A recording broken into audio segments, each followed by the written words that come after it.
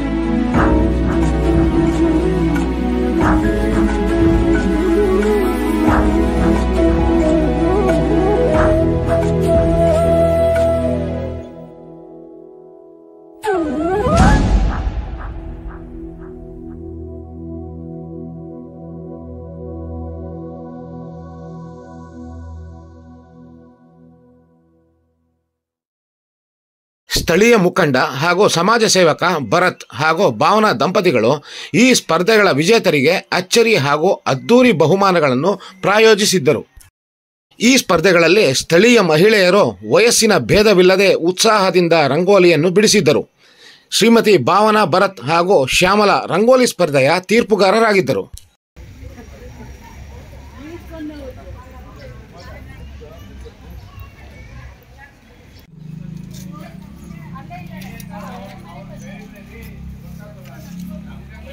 ಸಂಖ್ಯೆ ಹೇಳಿ ಸ್ಥಳದಲ್ಲಿಯೇ ಬಹುಮಾನ ಗೆಲ್ಲಿ ಸ್ಪರ್ಧೆಯಲ್ಲಿ ಮಹಿಳೆಯರು ಸಾಲಿನಲ್ಲಿ ನಿಂತು ಉತ್ಸಾಹದಿಂದ ಪಾಲ್ಗೊಂಡಿದ್ದರು.